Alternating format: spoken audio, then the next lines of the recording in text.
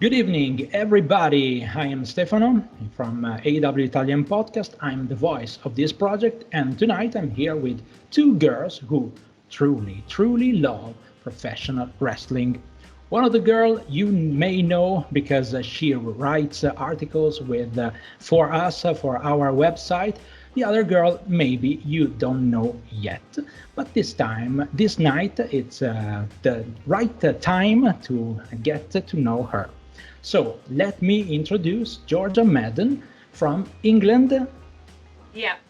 Okay, and the other girl is our Benny. Welcome, Benny. Hi, how are you? Oh, I'm fine. I'm very thrilled about this, and I'm very scared, but I have to give everything I have as usual.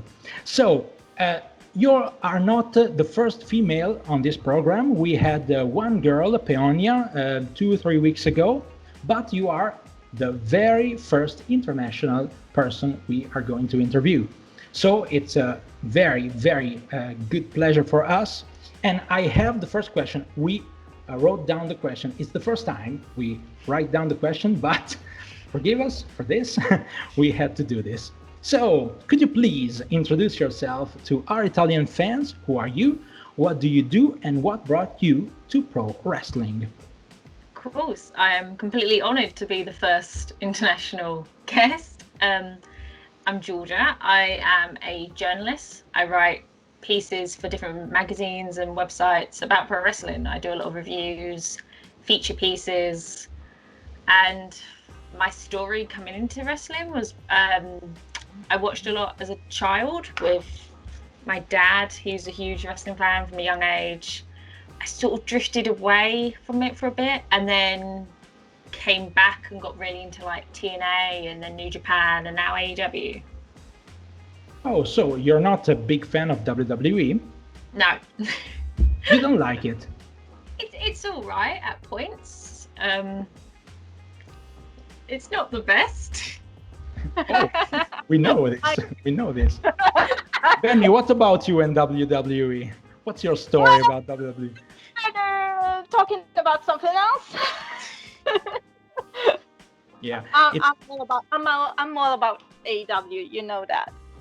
Oh yeah, I know it, and we all are, and that's why we are AEW Italian Podcast. So I think that it's the best time, I think, for wrestling fans who are not fans of WWE, because there is a lot of possibilities. So maybe this is the best time we can ever live.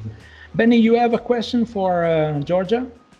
Yeah, I want to know how did you start working as a writer for pro wrestling magazines and websites?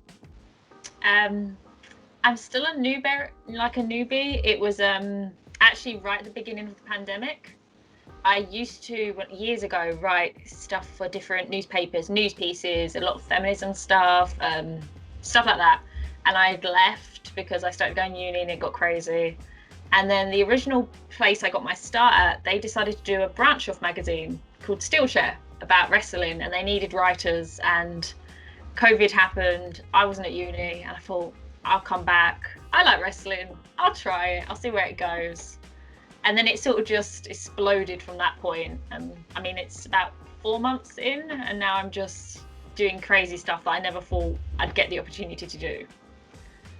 So for you, it's something basically new. Speak about pro wrestling. How do you feel about it? That's such a difficult question. I've always loved it. I've always loved wrestling.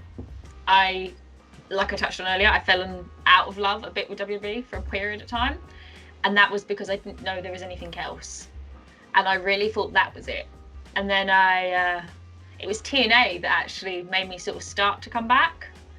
And then I just sort of branched out into that. So for the last 4 years, it's been borderline obsessive.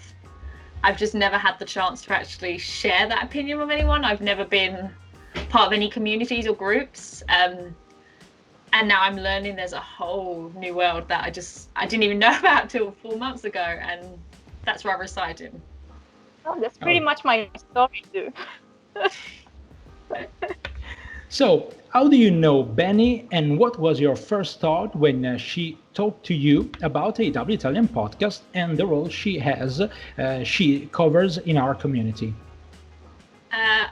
I met Benny because we're both in an AEW like female fan group, and I had an idea about a month ago to do an interview with a bunch of female fans because I had thought of it and I thought, oh, this must have been covered, and then I researched it and no one had ever done it.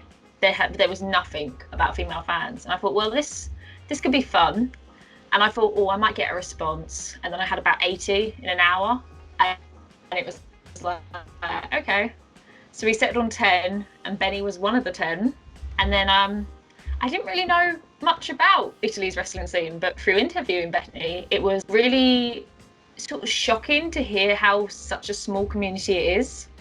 And I think it's just incredibly amazing having a podcast and trying to reach out to make that community bigger.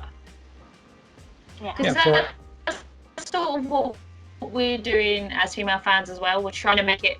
Yeah, it's very difficult for us to create a big community because there is a small group of people who loves wrestling very much.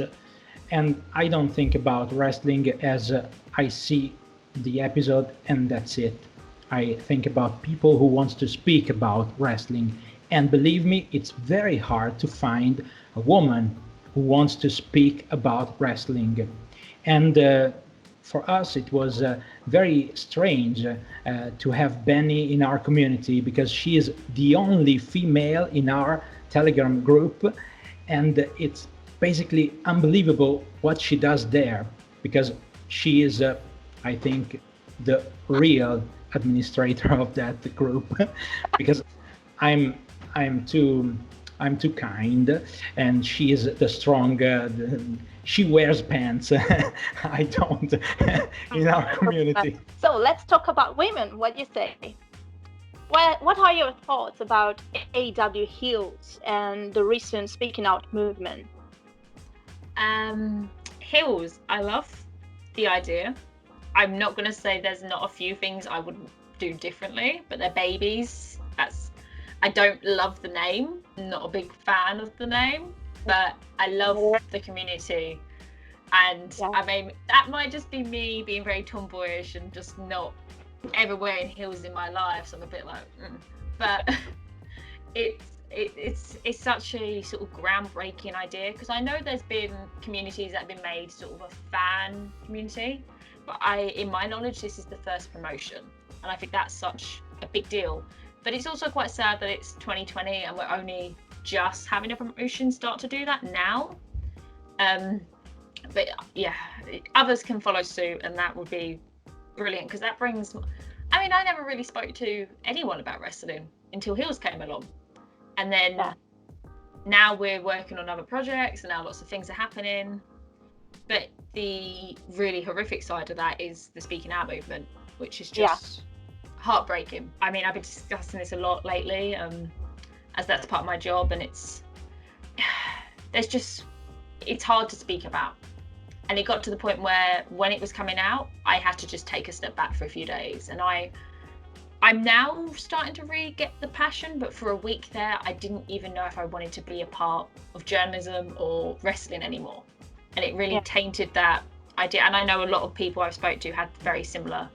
I mean, I sat down to review AEW and I thought I didn't know why I was bothering because I just had so much heartbreak and a bit of hatred towards the whole world of wrestling at that point because it was just so huge and people knew and they covered it up and it just wasn't, and the treatment that people were getting was just outrageous. But in a weird way, sometimes it's good that happens because now we can see more signs of that and we can make the changes that are necessary to make this a safer community. And then more people can come in, women and other minorities can come into this community and feel safer. And I think that's the best thing we can take from this. If we can teach younger wrestlers and they can learn, then there's a positive. Yeah, absolutely.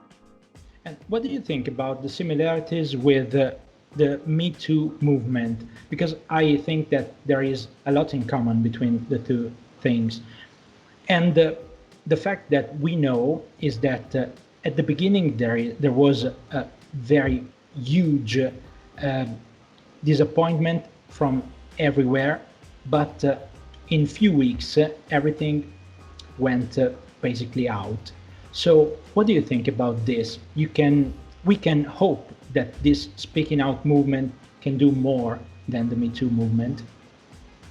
Yeah, it's they're both built on very similar ideals, and they're both built on the basic ideal that women especially can be part of communities without being attacked and without being scared. And I think that's the real takeaway, that the best thing that can happen is that we can make a big change. I don't know, and none of us know if that's going to happen or if it's going to be ignored. Let's just keep it quiet, and then a few months down the line it will just fizzle out. That's the worst possible thing that can happen. And I think that is down to a lot of fans, both men and women, to keep demanding that change and demanding that answer. And also that comes with fans need to change sometimes as well, because there was a lot of fans who attacked victims who spoke out. And not only that, there's a lot of wrestling groups in particular where they're rather sexist, and there's a lot of sexualization, and there's a lot of problems. And we need that to change. And for companies and promotions to change, it needs to be the fans that really drive that home and demand that change.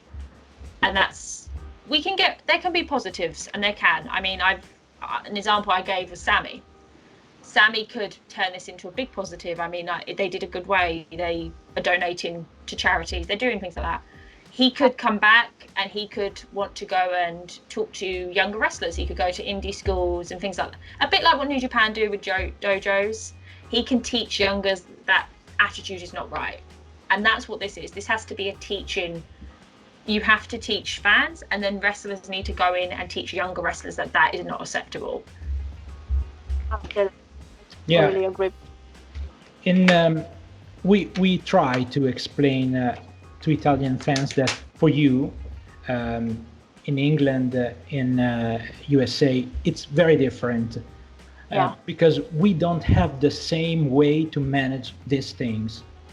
For example, Sammy Guevara has had a big problem with Sasha Banks. At the end of the day, Sasha Banks told everyone that, yeah, she doesn't want this to happen again, but she, in a way, forgives Sammy Guevara because of his age and lots of things. In Italy, lots of people didn't want AEW to suspend Sammy Guevara because that's it, it's fine. For Sasha Banks, it's not a big deal. But it's not like this, because if you don't step up against these things in this way, it's very difficult in your way of thinking, because our way of thinking, Italy is well known for this. We can do whatever we want, and the day after we can do the opposite, and for anybody is a problem. But for you, it's a big deal what happened to Sammy Guevara. Also a big clear point of that is what Sammy did was very different to what a lot of other wrestlers did. And Joey Ryan, David Starr, people like that should never work in the industry again. That is very different from making a comment. And I know there's a lot of, it's not only Italy fans, there's a lot of UK and American fans who didn't want Sammy to be suspended. It was the point that suspension made, because that point is, you can make these comments, and he should come back afterwards and be a better man and know what to do.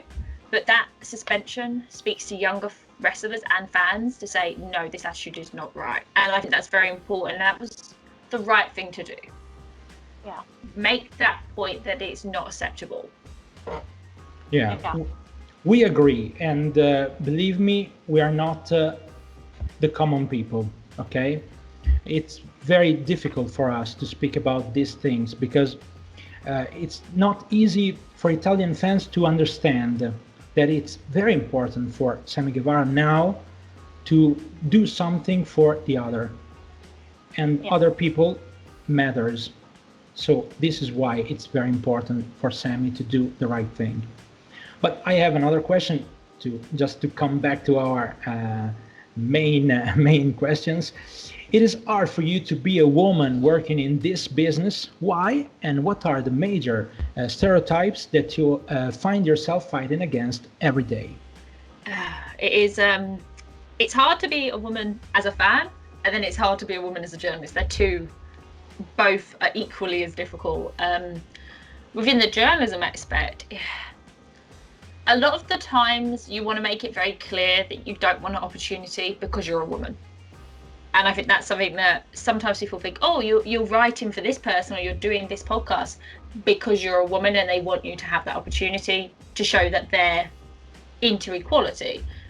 I don't want that. I want to pay my dues as much as everyone else, and I will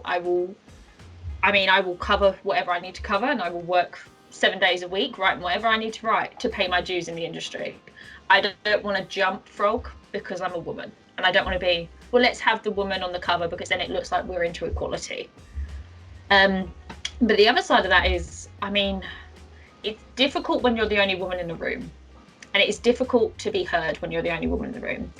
And a lot of the time, you don't want to share your opinion because you feel like you're going to be explained or you're going to be quizzed. And I've had that a lot with different places I write for, where I am the only woman in that group chat. And you just don't want to share what you're thinking because it's sort of like, okay, thanks dear, thanks for giving us your opinion. Now just be quiet in the corner while we talk. And you get that feeling. And I think that's very similar as well to being a female fan, is you get a lot of stereotypes that you don't know what you're talking about and that you're only there to see a man. You're only there because you find them attractive and you have no idea.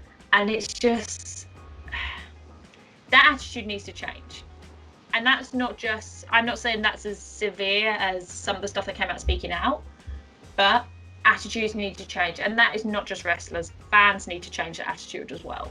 Because when you make someone feel uncomfortable to go to an event or enjoy something, you're part of the problem. And I spoke about, I go to wrestling events and I feel uncomfortable. And it's not even a logical thing because nothing's happened to me, but you just feel like something's going to. And I think it's just such a big issue. And it's a lot of the time women don't want to voice that issue because we feel like we're going to get, well, you're a crybaby, just be quiet and sit down. And I think that we really need to change so many attitudes. It's a hard situation for women, I think, because from my experience, I feared a lot to be part of the AEW Italian Podcast at the beginning because I knew for some reason that they wouldn't listen to me, right? Because they're all men and I'm the only woman. And I was so surprised and shocked when they actually listened to me. And I'm head editor, I write articles, I can speak, and they listen to me. So it's crazy.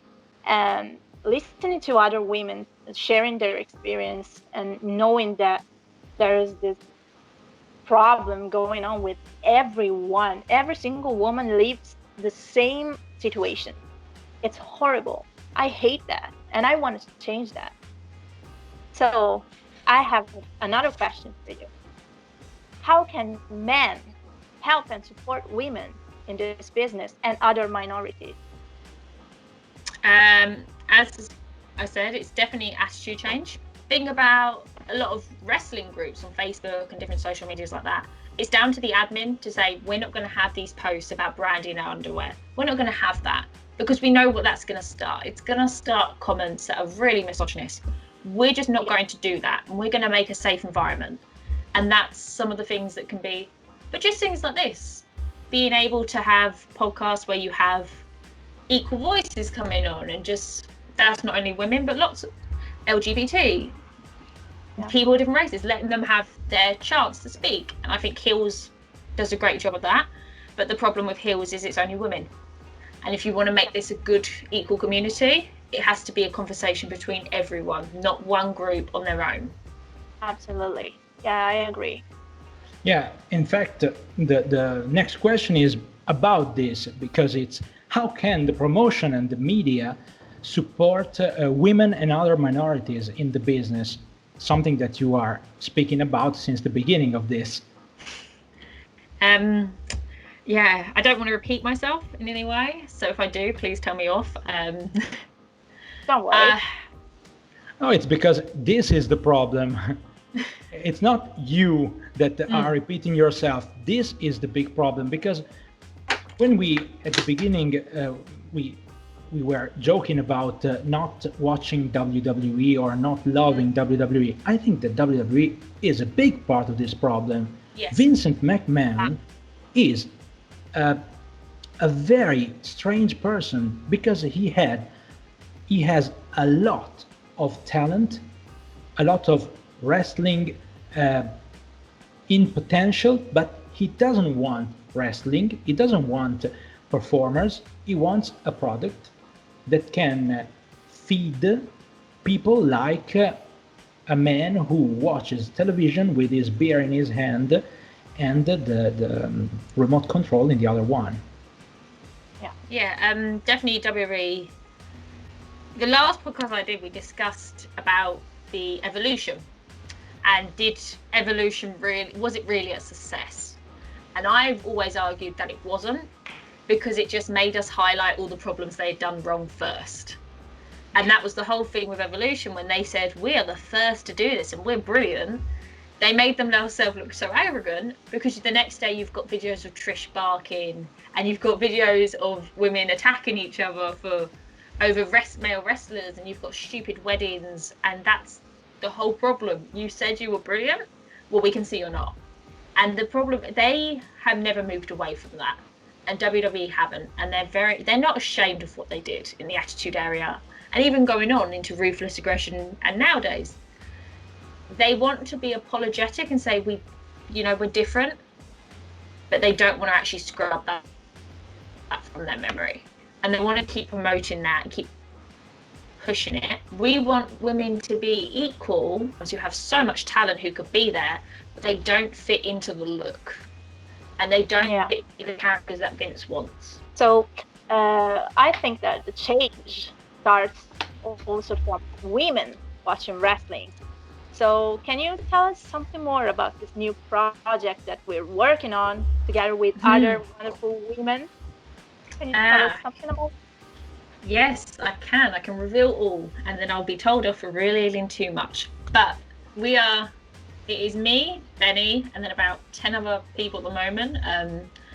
We're sort of working on a journalism site for wrestling, and it is all, at the moment, written by women.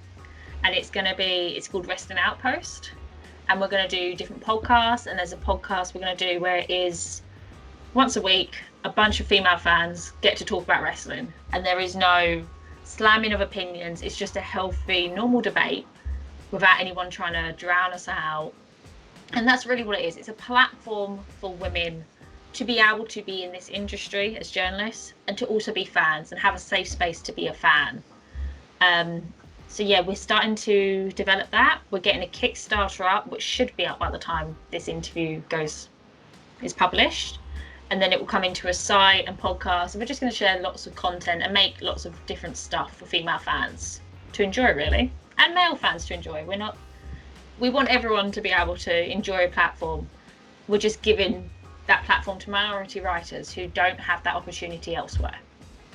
We just want to show that we can have the same high quality that men have in this business, even if we're women, we just want to show that. Yeah, I don't know. For me, it's very, very strange, a very strange situation, because I don't think about you as women or me as a man. I think about us as persons, and I think that if you are able to do something, you can do it, and if you are good enough, you can continue doing. And the first time we really wanted Benny to come with us, we never met her, we have never seen her, we didn't know if she was a 15 years old girl or a 35 years woman. We didn't know anything. We just watched what she was writing on our Telegram group, and it was a perfect Italian. She put everything a perfect grammar. So why can't she write for us? That was the idea, and we didn't know if she was good or not. We just wanted to give her the opportunity because she was good. We see something in her. And I think that this is the point. Nobody wants to see in the other person a prey. Everybody wants to see another person to relate with. And this is a big problem, because when we speak about other communities and we say that we have a girl who writes articles and she is the only one who do this for us, everybody open their eyes and just tell me, oh, is it true or not? Yeah, it is, because we want the best for us, and for us the best was her. So the problem for me, it's not a problem, but I understand that it's a huge problem for everybody else in the world. So we have to do something. And what do you think about, now that you know a little about the Italian wrestling community, what do you think about us? It's still rather shocking that you have such a small community, and I never really understood that until I met Benny. I would just think that you have a similar size to what we have, because that's probably what I've always thought. We had a small community in the UK compared to America, and I've never really understood that other communities are even smaller. But no, I think that's something promotions could do as well, and that's something, I mean, we've discussed working with you very closely with Wrestling Outposts. You were lovely enough to lend us Benny when we want to steal her at points. So it'll be great for other communities such as Italian fans. I know French fans as well are very small, to be able to have maybe a platform to show more, and then that can also help more people be drawn into the community. I know France have a big issue with delayed tape-ins, that they won't get a show till like the next week after everyone else has had it. So a lot of them see it on Twitter, and then they don't really care about watching it because you know the results. And I mean, we have that a bit in the UK because it's at 3 a.m. and a lot of people, unless you're diehard, won't watch it. But I think maybe I don't know if that's a problem in Italy with delayed tapings or not. Not now. There was in back in the days, but now there is a problem with WWE. It's funny because we have Fight TV and we can watch AEW live, and it's grateful for us because we can watch wrestling live. For WWE, since the beginning of this month, I think they are in another network, and if you pay, you can watch it live. If you don't pay, you watch it 1 week later, and believe me, 15 past 11 in the evening. And 3 hours of Monday Night Raw, starting 45 minutes before midnight. It's very hard for a person who goes to school to watch WWE. And WWE is produced for them. So this is going to be a big problem. And in Italy, we will never have, if you don't have a WWE network, you will never have the possibility to see pay-per-views in Italy. Yeah, we have similar with WWE. We have to pay a TV channel subscription to watch it, and if you don't pay, there's like an hour highlight show that's a week later. I think WWE's problem is the network, the WWE actual network, because that's great for pay-per-views, but you can't watch Raw and SmackDown on it. And I know that's their scheduling error in America, but AEW has done something with Fight. I mean, I watch on Fight. I don't watch on a channel because we don't have a great show for AEW otherwise. So Fight is a brilliant thing. I think WWE needs to do something more like that. And they can say it's a problem because then people won't pay the ridiculous money to pay monthly, but they close themselves off to so many international fans and people who could love the whole industry because of that. And I think they need to do, even if it's a smaller highlight show, just something that you could watch straight away, just makes it better. In Italy we had big problems with WWE on national television because it was a big problem, the death of Chris Benoit and the family of Chris Benoit, obviously. And let me tell you that we don't monetize this video, so we can speak about everything. But if you say Chris Benoit on a video who gained money, you don't gain money anymore because you say Chris Benoit. So this is a big problem. And in Italy, we have something like a group of, I don't know how to explain to you, but people who doesn't want something in television, they create a group and they do a lot of I'm losing the words. Benny, help me please. Yes, they just send letters and letters and letters to the channel and just say, we don't want that, you have to cancel it. And that happened with WWE on national television. I think I told you. You did, and I couldn't actually believe that. Yeah. I know how big a story that was and how affected that community, but I didn't realise that it was so affected in Italy specifically. I'd never heard anything like that before. Yeah, maybe you don't know, but here in Italy lives the Pope. And this is a big problem for us and our, I don't know, but we have a strange morals, okay? And we allow people to be barely naked on national television, dancing, men and women, it's not a problem, barely naked, but we don't want to see wrestling on national television.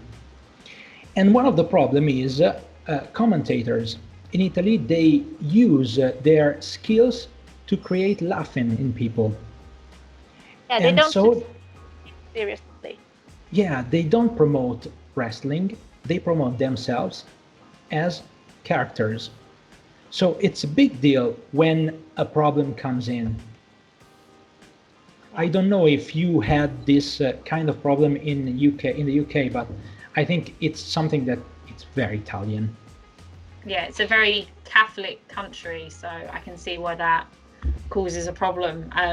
We have problems for a long time. We've sort of moved away from being so strict. I think we're a lot more liberal now. There's a lot more, but I could see why Italy could have, I mean, I've been to Italy and I've many times, and I could see why it's a very Catholic country. And as a tourist, everywhere you go, there is Catholic artifacts on sale, and it is a very Catholic country, and I could see why that could cause a severe problem. As it's still shocking to me that you have such a severe problem with wrestling in this day and age. That's very shocking to me. Yeah, you can imagine something very, very strange, because it's like a comedy show, but it's not a comedy show, it's wrestling. Yeah. But they use everything they have to put your attention on wrong details. And I have to tell you this, I don't know if you remember a wrestler named Rico in WWE. I don't. They made a lot of jokes about his name and a very bad way to make jokes about gay people. Okay? Yeah. On national television, this is a big problem, because after this you have a big problem, because lots of people who are in the LGBTQ community can create you problems for this. And you did this just to make children laugh. It's a big problem. Yeah, I'm getting over the shock of. So I'm gonna go something unconventional and sort of ask a question back and say, what do you think the problem is? Like, what can WWE do to reach more people in Italy, specifically WWE, because they're the biggest? Yeah, I think that maybe WWE has to choose better people who speaks inside their programs in Italy. And I think that they have to create a space to let people know that there is a world behind WWE. We had a program like this, a daily program, and there was a person that was very, very kind. He was always about to learn something, and he told us every day, I'm learning with you. Speaking about pro wrestling, I'm learning about pro wrestling. And it was amazing, but they shut it down briefly. So it was not possible for us to grow a community who understood very deeply what was WWE behind the scenes. And this is a big problem, because if you just watch the show, the problem is that you think about it as a show. So you laugh, so you think that this is something that you have to laugh about for the entire duration. So I'm trying to understand the world of Italian pro wrestling community here.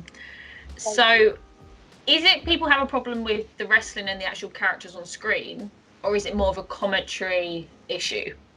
No, it's a commentary issue. Oh, okay. It's always commentary, and this is why I stood for my entire life against them, okay? Because I think that if you don't use the right words to create the space between the scene and what people watch about the scene, you don't have the possibility to understand, and you don't give the possibility to understand to other people. And I have to tell you one thing that maybe will drive you crazy. In Italy, we translate the dialogues between wrestlers, okay? Mm-hmm. And it's not a translation, okay? It's something like a joke against a joke, and I use another kind of voice because it's a big character, or another kind of voice because it's not a big character.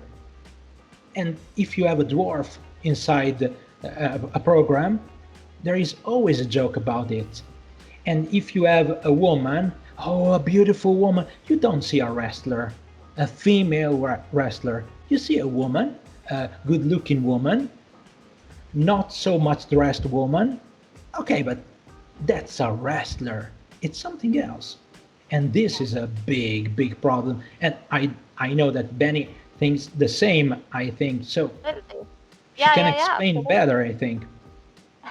Yeah, that's this way of making fun of everything. Just like treating wrestling just like a big circus, where all the characters are comedy characters. And the commentators just translate all the dialogues and do big voices or small voices, just to make it fun for children, for kids. But they don't understand that wrestling is a show, but it's something serious. I mean, it's like going to the theater, and just watching a piece at theater. It's the same thing, but it's more like the transposition of an action movie live, and you take seriously an action movie, so why can't you take wrestling seriously? So it's almost as if something gets lost in the translation, like you lose the wrestlers as characters, and their seriousness in the translation. Yeah.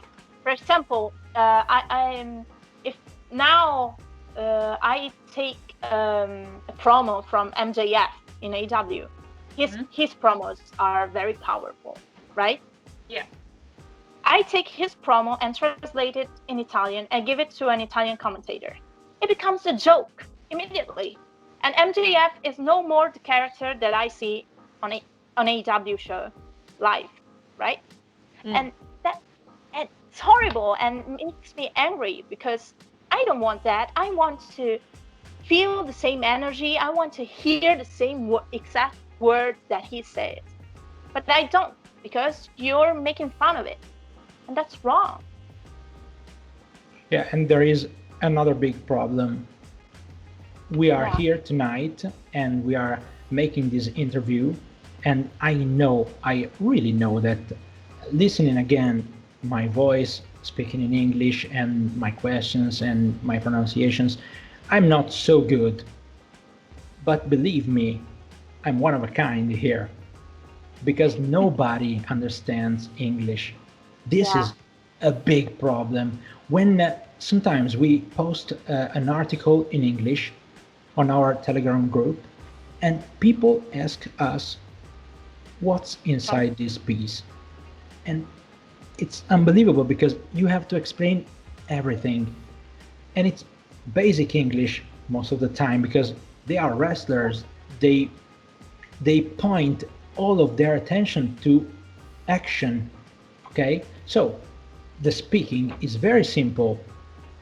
Maybe you don't understand the voice of somebody or the voice of, I don't know, but the meaning is very, very easy to catch.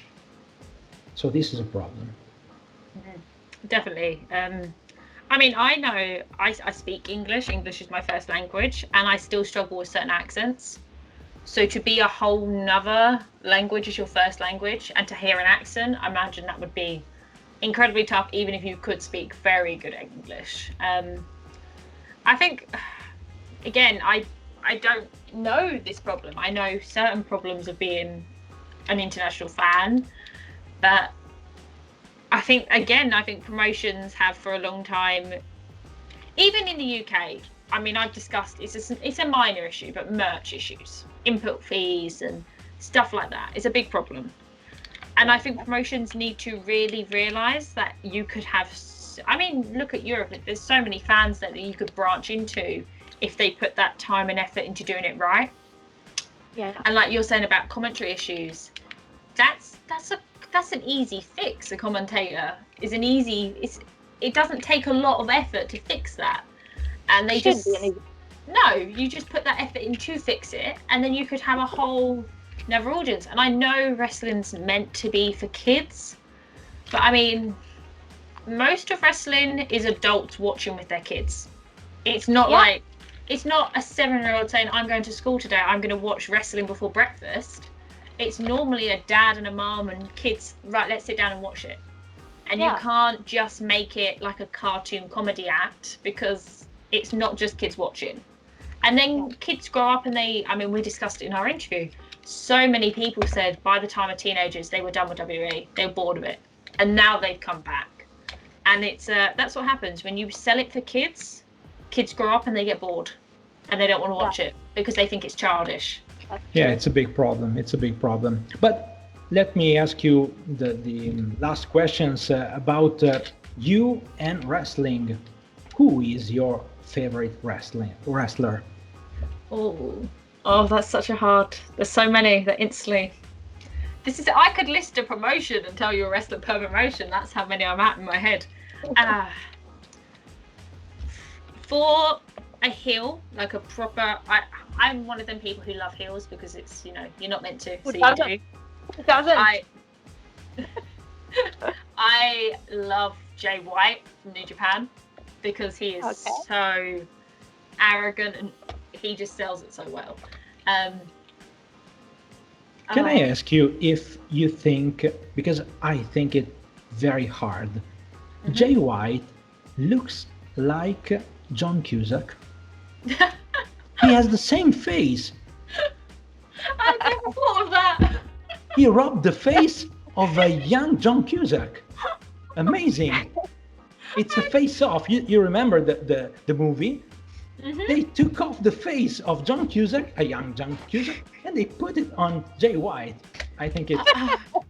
I wouldn't be shocked if New Japan did that, though, to be honest. That seems like something they would do. I had never thought about that, and now I'm never not going to think that. I can never watch him again without thinking that now. I'm sorry. Back to my crazy mentalness of how many wrestlers are in my head right now. And then, because it's AEW, I have to pick someone AEW, because there's just so many. I love the Lucha Bros. I think they secured me into liking AEW. They were the first people in AEW. I thought I really like these. So I'm not going to be conventional and say the Elite, because when I started watching AEW, I had no idea who any of them were. And I didn't. Okay. And I watched New Japan and I still had no idea, because when I thought Bullet Club, I thought of Finn Balor. I didn't think of Kenny. I really didn't. So I watched it, and it was the Lucha Brothers that really hooked me in. And then, I like Britt now. I didn't necessarily like Britt when she started. Now what they've done with character development is amazing. Shida, I love Shida. But I think what AEW did well with Shida was they didn't shove her in your face. And this is, I think, where the problem with Riho was. Especially in America and in England, no one really watches New Japan, unless you're a die-hard wrestling fan. If you went to a wrestling event, most people won't even know what New Japan is. They don't know about the Japanese scene, and it's very hard for people, and it's minor racist. It's hard for them to see someone who isn't what they stereotypically think a wrestler should look like. And the problem for Riho was it was too quick. It was like, here's her on day one, let's throw her straight in. They didn't have that same problem with Shida, because it was very much, let's build her record, let's show how great she was before we give her a belt. And that's why people love her now. But I also, Jay White's got to be the best there. I probably could list half the roster for New Japan and just keep going. I mean, Naito, Okada, there's just too many. You really like New Japan Pro Wrestling? Yes, New Japan's the best. Okay, can I ask you about some wrestler that I really like in New Japan, and I want your opinion about them. So let's be honest, one of the best there is Sanada. What do you think about him? Not about his haircut, him. What? Terrible haircut. For half an hour. It's hard with New Japan, because you think of 4 or 5 names, and they're the names everyone says, and they're rightly so. I mean, everyone will say Okada, because Okada is something else. Yeah. But it's the other people who can have a match with Okada that make it special. Exception, and that's what a lot of that roster. And I'm not going to, I can't say his name.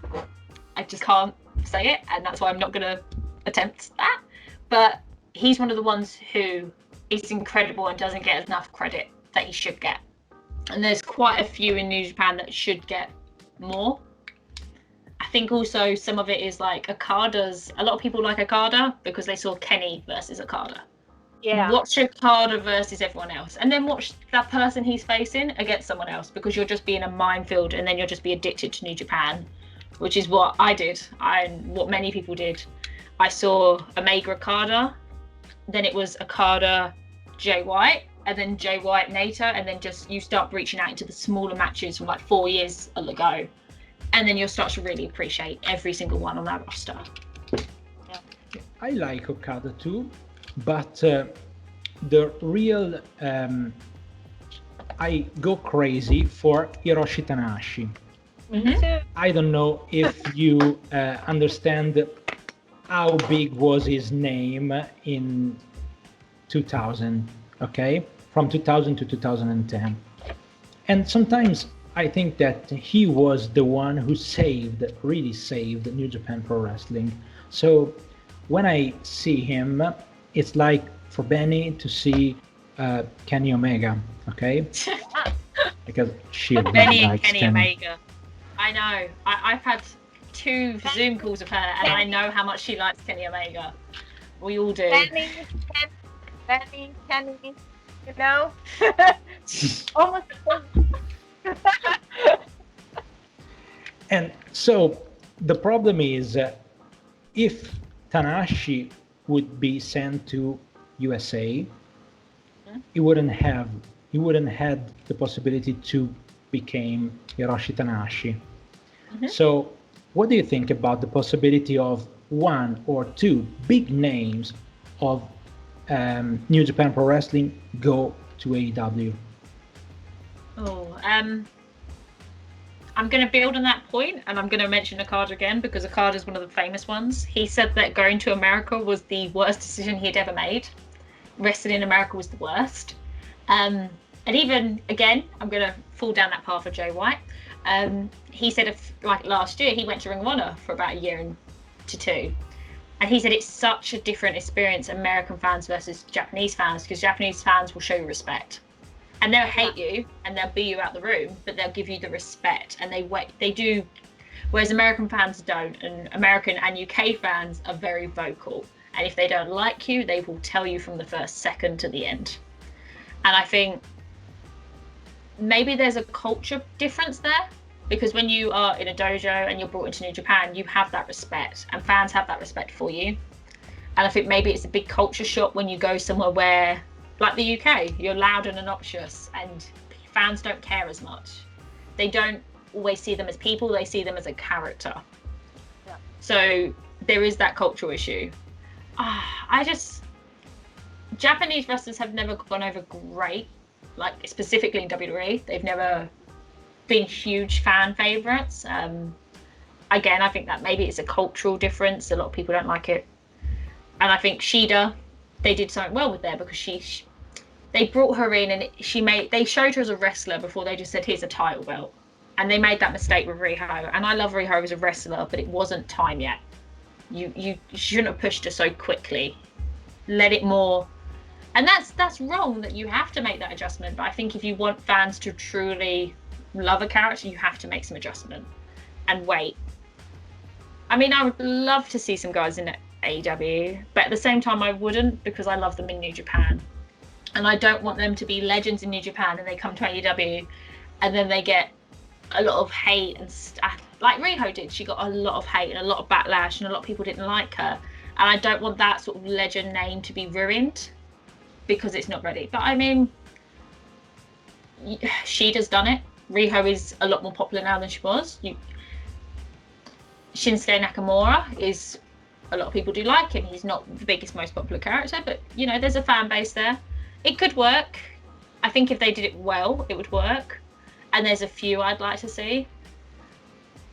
Controversially, I wouldn't like to see Kota Ibushi. I wouldn't want to see the Golden Lovers back, because I think Ibushi needs his own career, and it can't be your Kenny's partner forever. And if you look in the last year as to what he's done in New Japan now, he's got belts. He's actually getting popularity, and he's not Kenny's tag team partner anymore. It's Kota Ibushi's his own person. And I think if he came to AEW, I don't think it would benefit in either of them. I think Kenny would be, you're trying to relive what you used to have.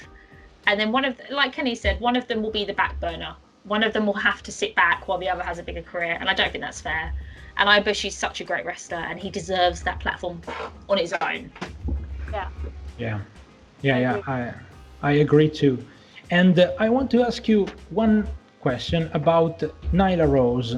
Mm-hmm. I heard AEW Unrestricted with Brandy Rhodes, and she told that they didn't know about the situation around Nyla Rose when she signed with the company, because they didn't care about something like this. Mm-hmm. Kenny Omega watched her wrestle, and then they decided to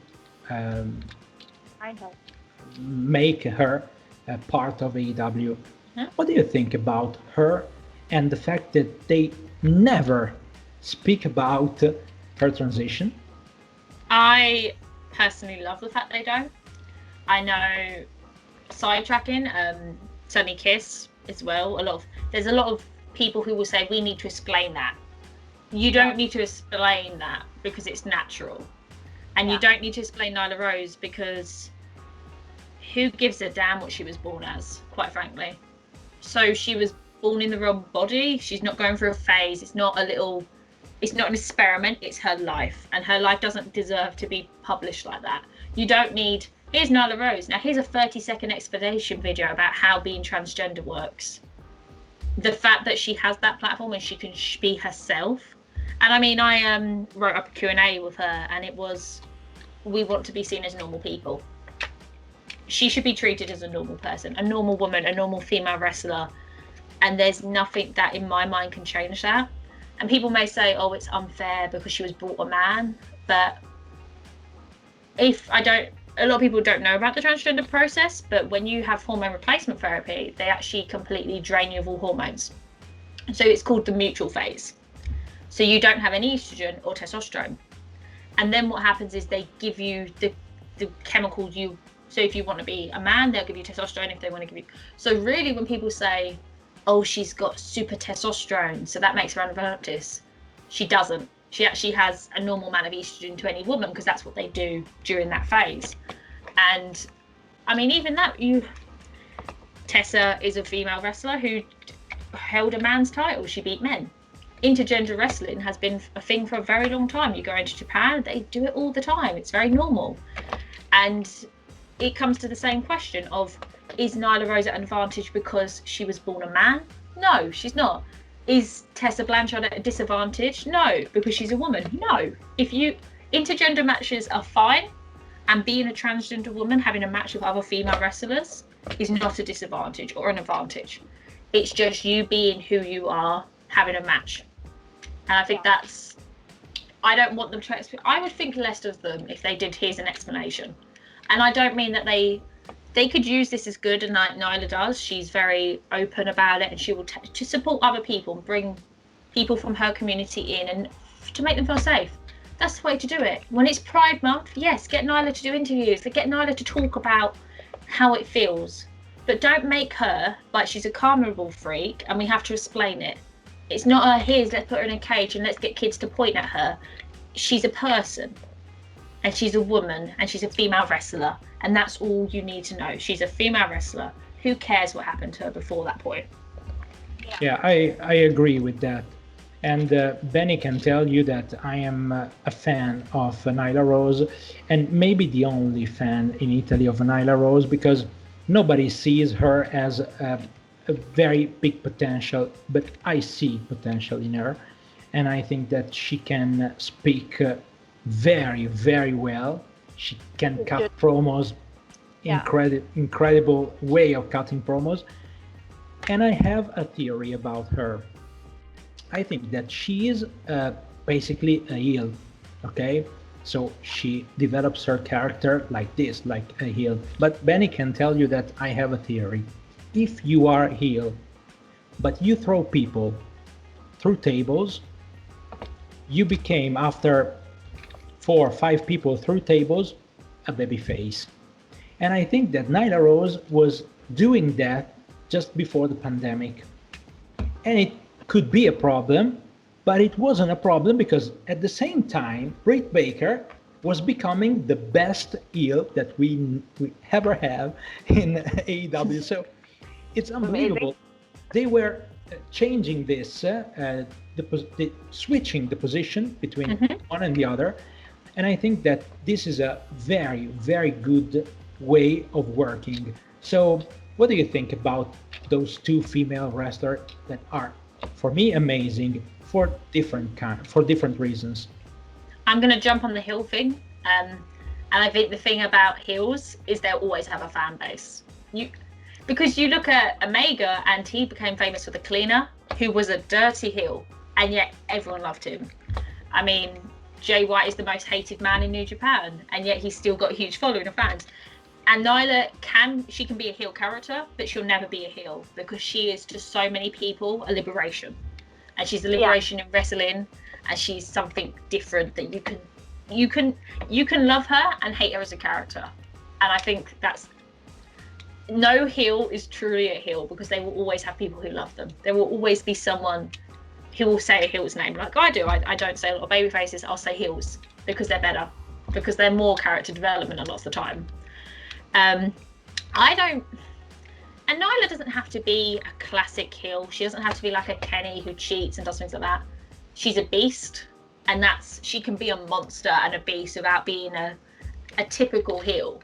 And I think that's what she is. She's strong and she's big. She can use that, and that will make people not like her because she's a monster. Oh, you're scared of her. You have that afraid attitude. And then Britt, I think Britt could easily probably be the standout female heel at the moment in the whole of wrestling. I can't think of anyone else who is so quickly at that level.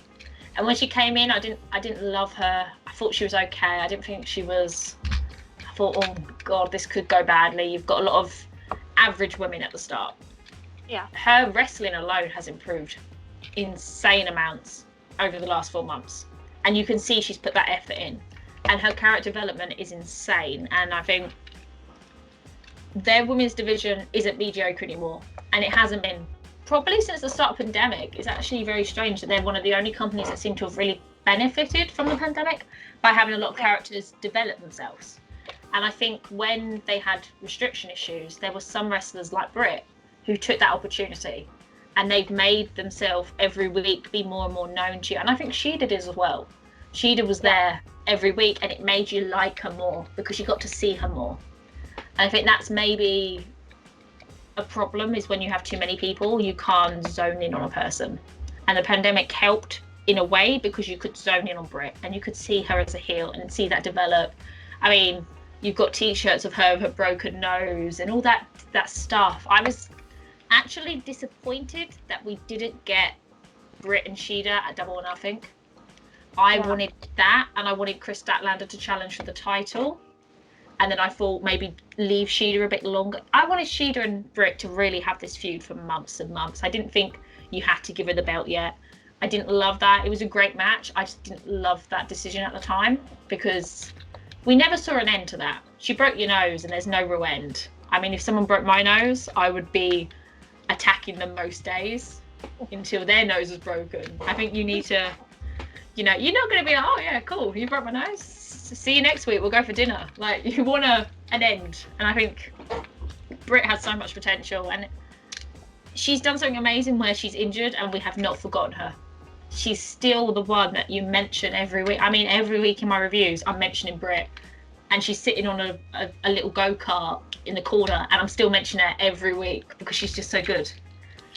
Also on Twitter, she is amazing with her tweets. Yeah. We collected the 5 that we think are the most brilliant tweet on every week, and we have a format called Tweet of the Week, and it's amazing because every week there is a main character. This week, for example, it was MJF, but basically every week there is at least one tweet from Britt Baker. On Twitter, she is amazing.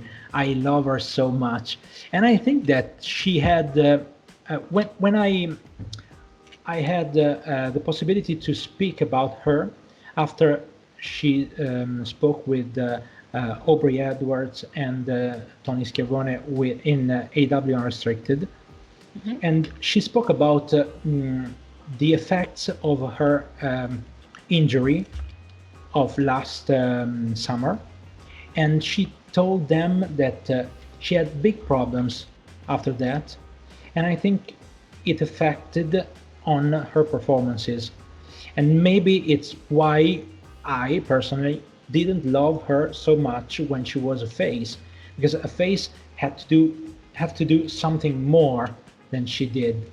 But right now I think that, I don't know, even the first promo she cut it as a heel when she was on the cruise of Jericho.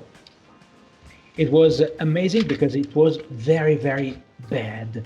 The worst promo ever. And when you think about one of the worst female wrestler you are watching perform, as a performer, she wasn't good at all, and she speaks and she wants to be a heel, and she cannot do this. She captured my attention immediately. Mhm. And week after week, she became my favorite female wrestler to watch on television every week. So I Yeah. think that she made an amazing path. Who can stop the path of Britt Baker? I think also Brit's problem at the beginning may not have been Brit's problem. I think there was a lot of rush storylines and there was a lot of stuff that didn't go anywhere. And one of the great examples was Bea Priestley versus Britt Baker. I was so excited for that feud, and many people were, and we just got nothing from it. And there was nothing. And I think maybe that didn't help Britt as being this, unless you've seen her in Ring of Honor, you didn't know who she was. And this is a new wrestler coming in. She's meant to have this big feud, and it's not even like a real thing. It went really quick and then nothing. And I think maybe that was a problem the women's division had. I mean, I'm still waiting for Aja Kong versus Awesome Kong, whenever we'll get that, because they promised us that about 8 months ago, and we're still waiting. Yeah. So I don't think necessarily it was all her fault.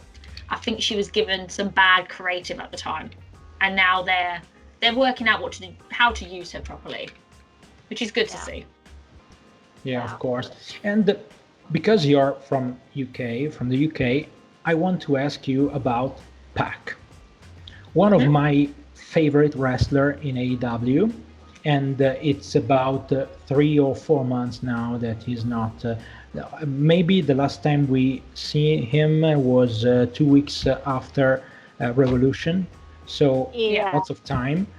And do you know something about him? You know that he is in England. He is. Where is he? I want him on television. I want him on Dynamite. You're looking for travel restriction gossip here, basically. Yeah. He is in the UK. I know he's in the UK. It's such a weird situation because at the moment we're trying to come out of lockdown, but we're still going back in at the same time. So there's a list of towns that are. So we're all meant to be lifted on the 4th. And the idea is that you can start to travel to certain countries without a lockdown. Some countries, we still have to have 4 weeks of lockdown before you're allowed to fly. And I think America is one of the ones that we basically can't get to without a very long lockdown period because their cases are so high. Also, there's like another 47 counties, sort of like towns, that are basically being told you have to go straight back into lockdown. So you were out for like a day and now you're going straight back in because you're just rising too quickly. I know Osprey, who lives near me, like he lives in the same sort of county area. He says he doesn't think he's going to New Japan till October because that's when he thinks the flight will be allowed. And Japan's cases are a hell of a lot better than America's. So I don't hold my breath on seeing him yet. He could have maybe done the lockdown. I mean, I think it was 4 weeks before you flied. Then you had to fly, and then you had to have like another 3 weeks in lockdown once you got there. So he may have done that when it wasn't as bad, and we've just not seen him yet because he's still in that period. I don't know. We haven't really heard anything from him. The last I know of, he was in the UK 2 months ago, but we haven't seen really any promos or anything to know where he is. So he could be in America, and he just could have been sitting in a hotel room for 2 months waiting. If he's not in America though, I wouldn't hold my breath anytime soon. We'll see. Okay. You're not helping here. I'm sorry, I don't know the AEW flight patterns. I don't know. I mean, he could have sneaked out. He could have gotten a little boat and sneaked away. I didn't track him. I didn't put like a little tracking chip in him to double check. I think he could do something very, very particular, but I don't think he can sneak in the USA. I hope he doesn't, because I don't want him in. There is obviously something like Guantanamo now, but not Guantanamo. So I don't want him in the new Guantanamo. Pac's just in prison because he tried to sail all the way to America to get to an AEW event. Just to wrestle Orange Cassidy. So it's not so good. It's not a good reason to go. It was very fun for us to have you here, and we hope it was funny for you too. And we hope to have you back maybe in the future to speak about your projects and the development of your project and the growth of your project, because we hope that you can do it.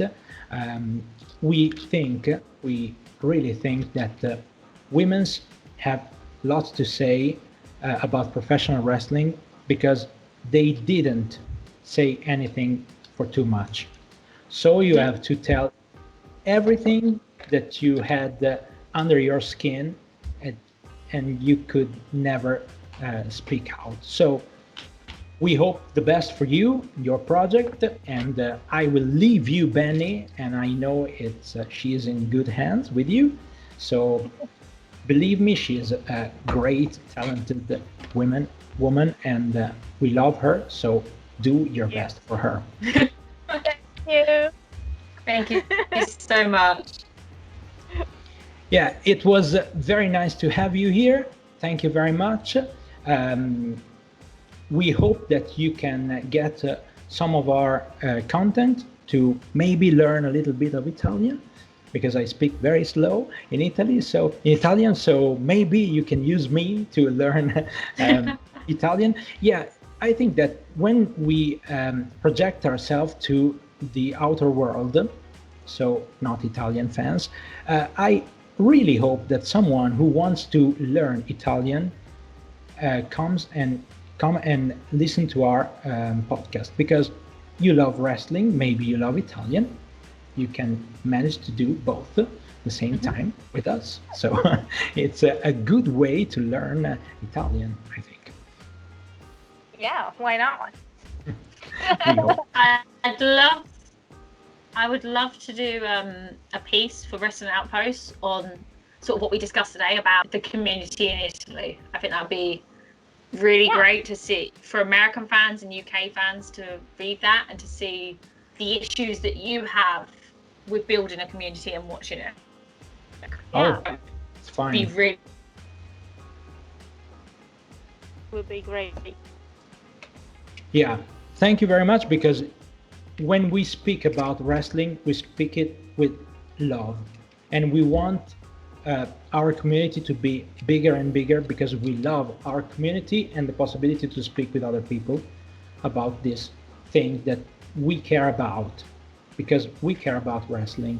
And I think that we can speak about wrestling putting our theories, putting our imagination and ourselves into what we do. We speak or write or whatever you want. So thank you very much, because it's a pleasure to meet somebody who has the same feeling as we have. So thank you. It was very, very kind for you to stay with us. So thank you. Thank you for speaking English. Thank you so much. I'm going to learn Italian, and next time I can just fail at it. Okay. We had this conversation. It was great. Thank you, Benny, for being here with us. Thank you.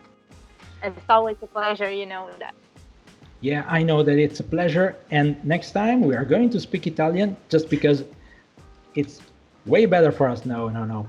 We have to concentrate to wrestling, so everything comes to the best way possible. Thank you very much, everybody. Let's see you next Monday with another episode of Elite Club. We close the club tonight, and we are going to open it back from, I don't know, in 1 week. Forgive me. Good night and good night.